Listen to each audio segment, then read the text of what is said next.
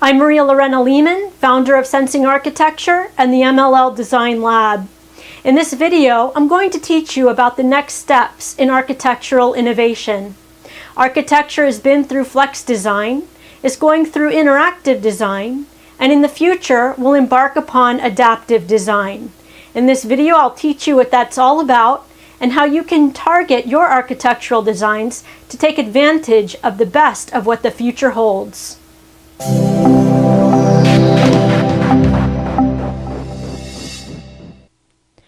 So what are the next steps in architectural innovation? Well, as you may already know, flex design has been in the design parameter for a while. And this has led way into interactive design, which we're beginning to see manifestations of in many projects today. And now adaptive design is just surfacing and has a ways to go, but adaptive design is on the forefront as well. So we've gone from flex design to interactive design, and now we're heading into adaptive design. So if we take a step back and look at flex design really involves physically moving features.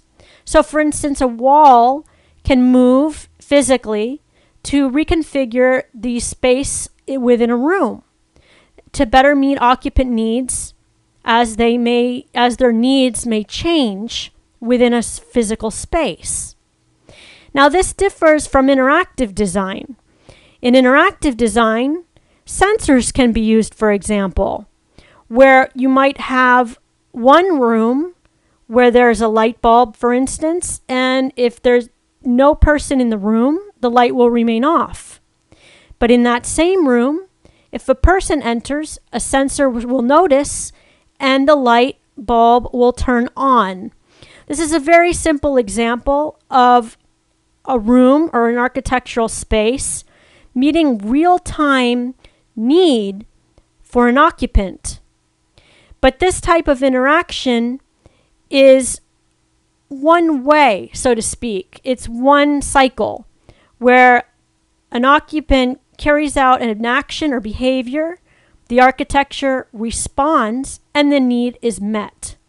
But to take that a step further, we delve into adaptive design. Now with adaptive design, we can go a bit beyond meeting simple needs. We can aim toward achieving larger milestones and goals for occupants. For instance, if an occupant's goal is to exercise more, to live a healthier lifestyle, architecture can begin to meet their needs. And as it meets many needs over time in an adaptive fashion, where the architecture adapts to how the occupant is responding along their progress of meeting their goal, the architecture will adjust itself to better help that occupant meet their goal of more exercise. So for instance, the architecture can suggest to an occupant that he or she take a run if the weather looks good and the time is right, and then the occupant can respond by carrying out with their run.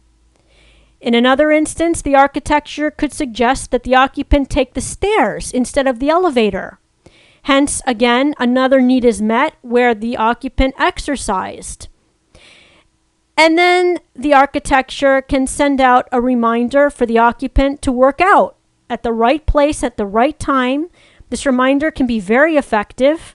And again, it meets the occupant's need in terms of them wanting to exercise more and reach their certain goal, if they're training for a marathon, for instance.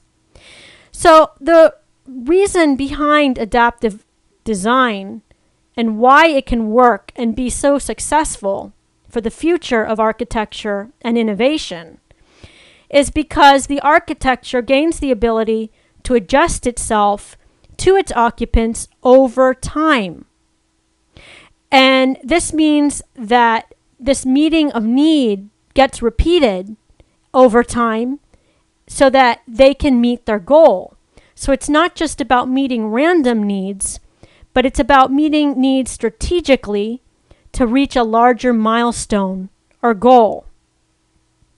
So to recap, architectural innovation in terms of dynamic architecture has progressed from flex design to interactive design to adaptive design.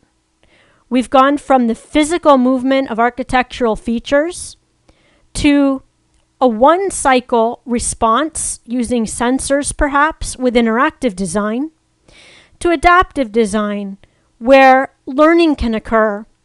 The architecture can learn the best ways to meet occupant need in real time due to sense-making and rule-based systems which are integrated into the architecture.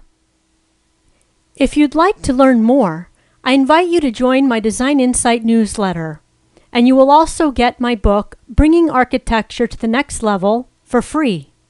Discover how you can shift your mindset to reach breakthrough ideas, meet and predict occupant need using sensory design, leverage your design process so you can get more with less, and rethink new technologies to unleash your innovative edge. To join now and access your book, simply visit sensingarchitecture.com.